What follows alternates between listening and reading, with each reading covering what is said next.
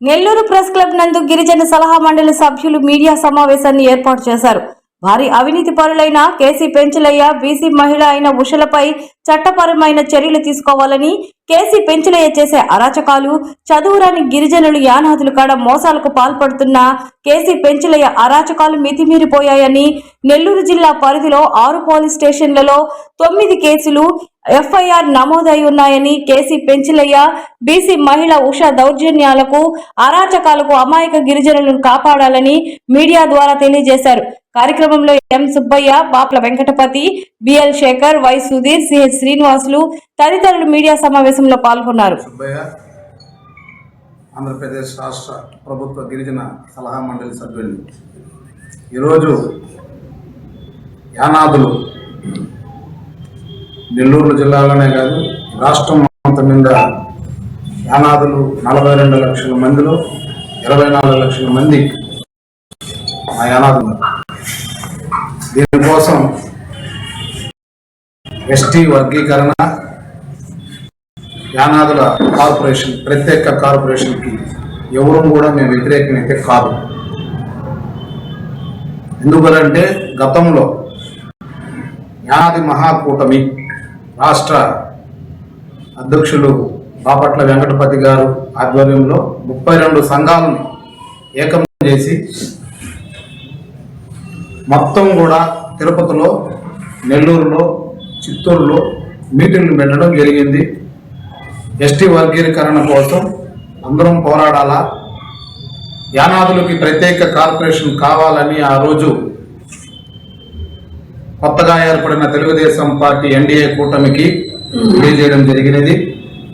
ఆ రోజు రాష్ట్ర మాన్యశ్రీ ముఖ్యమంత్రి వర్యులు నారా చంద్రబాబు నాయుడు గారు కానీ, నారా లోకేష్ బాబు గారు ఉన్నత విద్యాశాఖ మంత్రి గారు కానీ, ఆంధ్రప్రదేశ్ ఉప ముఖ్యమంత్రి పవన్ కళ్యాణ్ గారు కూడా దీనికి సమాలోచన చేసి మీకు ఆ రోజు ఏదైతే 2022 నుంచి 2024 దాకా పాదయాత్రలో యువగలంలో దాదాపు 14 చోట్ల యానాదులతో ముఖాముఖి కూడా నారా లోకేష్ బాబు గారు చేయడం జరిగింది.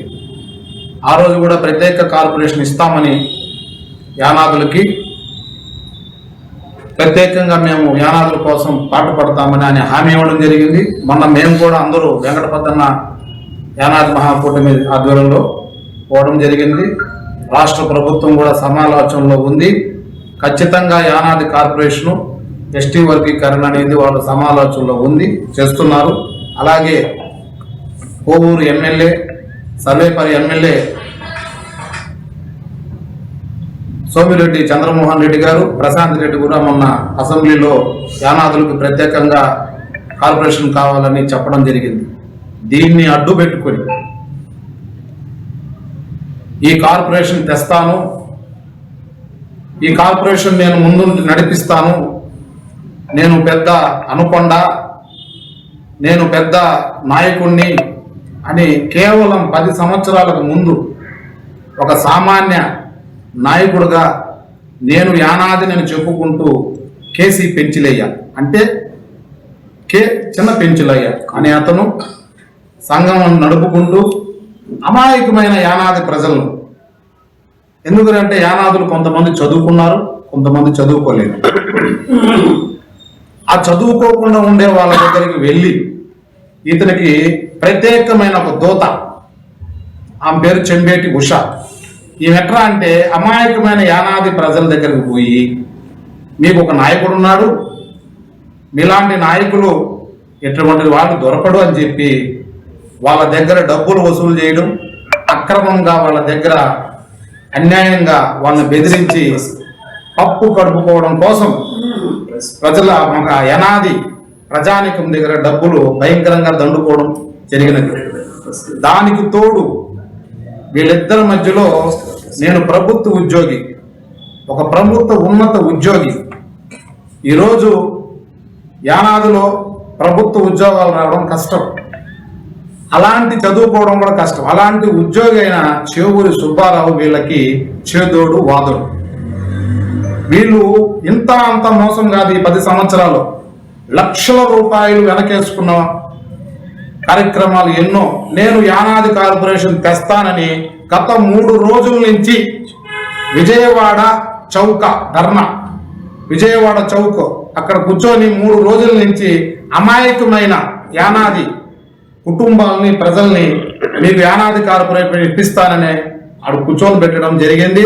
ఇప్పుడు జరుగుతూ ఉంది. దీనికి చెంబేటి ఉష, ఆయన చేవూరి సుబ్బారావు వాళ్ళకి అనుకూలమైన చంచాలు. అమాయకులైన ప్రజలు దాదాపు 6 స్టేషన్లలో 9 కేసులు కేసీ పెంచలే మీద 6 స్టేషన్లో 9 కేసులు ఉన్నాయి. 420 కేసులు ఉన్నాయి, దగాపూర్ కేసులు ఉన్నాయి.